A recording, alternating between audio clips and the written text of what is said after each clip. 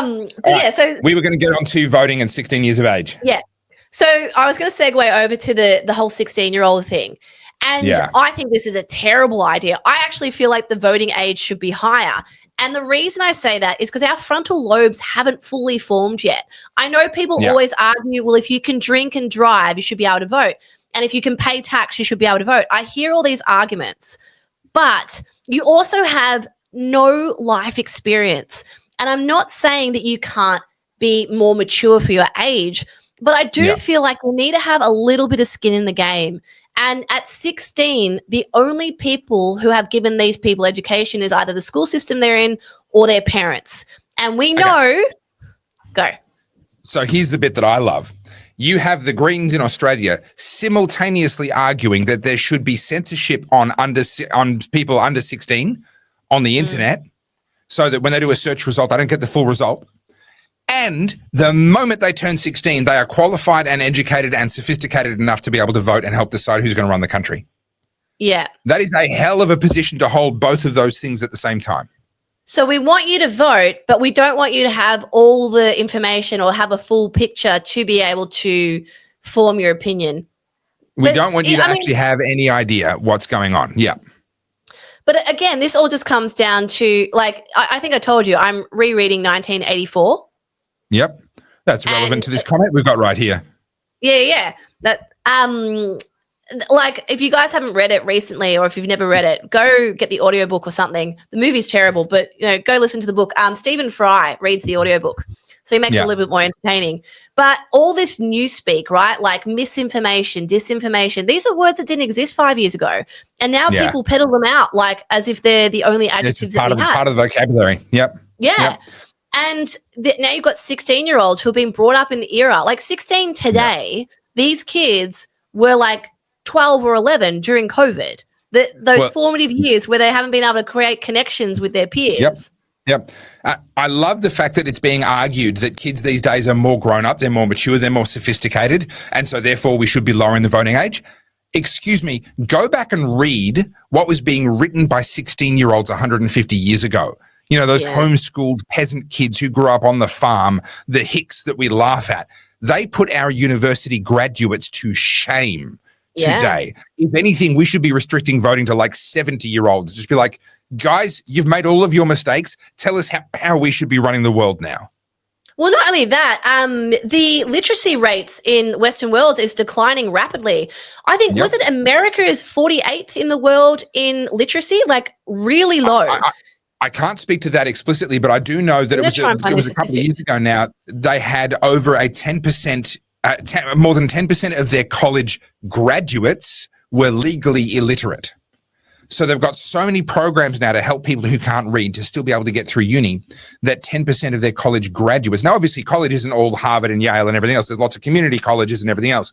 But across that entire spectrum, I believe it was over 10% some years ago that were legally illiterate. They could actually get exemptions from things on the basis of their illiteracy.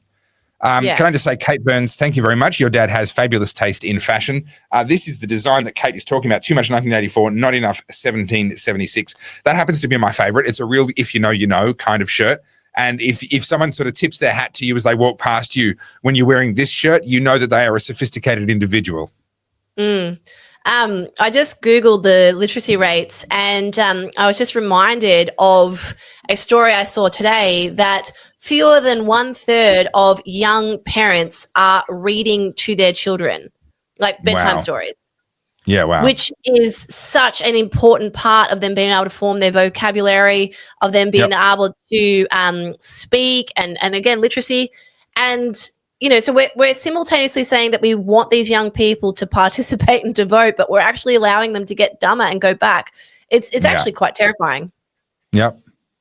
This is a terrifying question from ArcLight. I'm not going to read it out, but everyone can read that for yourselves. That's a dark take on it, but it's not impossible. I hear what you're saying, and I am choosing to be somewhat more optimistic, but I understand what you're implying. I'm just going to I'm going to go with Scozzy's approach. Deliberate dumbing down of younger generations. Do you know what's crazy? I know I brought this up, but it's a bit of a lighthearted fun.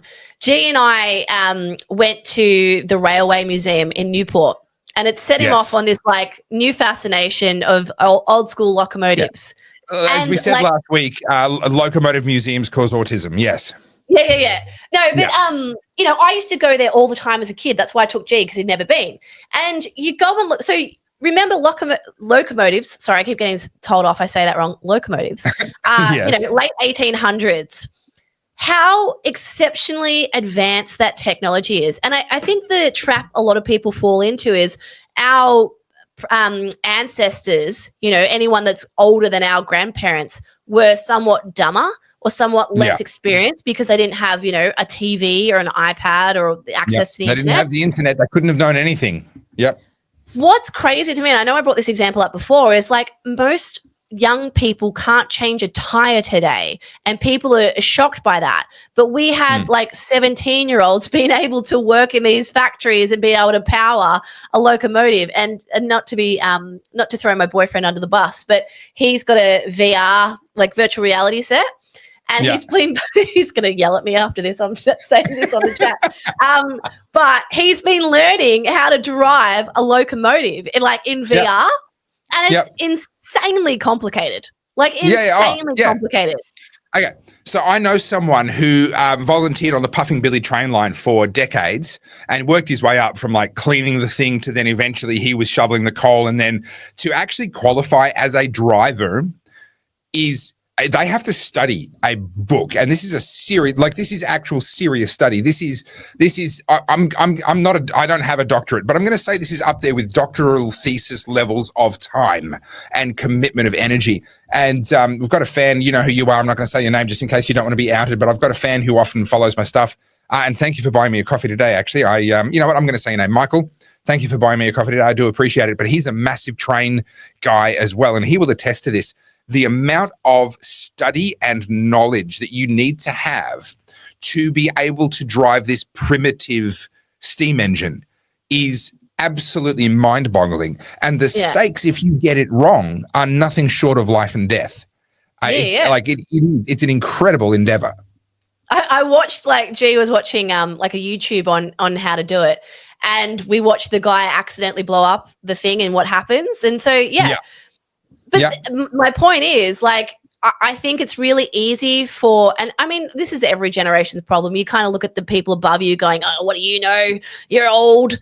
You know, we look at people from 100 years ago and go, oh, they're old. Like, they're dragging their knuckles on the ground. I would say that, unfortunately, modernity has actually made us significantly dumber. You know, it's a real disadvantage in a way. All right, so we got a question here. I don't know if this is a tongue-in-cheek question or if this is actually sincere. I'm going to take it as a sincere question. What the fuck? Why are boomers so clueless then? Well, because the world has changed radically, and there is actually a world of difference between outright intellectual horsepower and a grasp of things like engineering and you know, changing tires and practical real-world skills, and the ability to navigate one of these. Right. Yeah. This is a world that didn't exist until they were already parents or grandparents. Right. None of this existed until they were already of that age. And so that adaptation is really freaking like that learning curve. Trust me, as you get older and you hit your learning curve where it's now some other technology that hasn't even been thought of yet. And that'll be the thing that all the kids are doing. Our learning curve in the second half of our lives is going to be way harder, way steeper than what these boomers have gone through. And we're going to look even dumber. You've just watched another short clip from the Oddcast, and if you'd like to see the full video, it is over at our dedicated channel. That is the Oddcast HQ on YouTube. We will see you there. Don't forget to like, subscribe, and have a chat in the comments.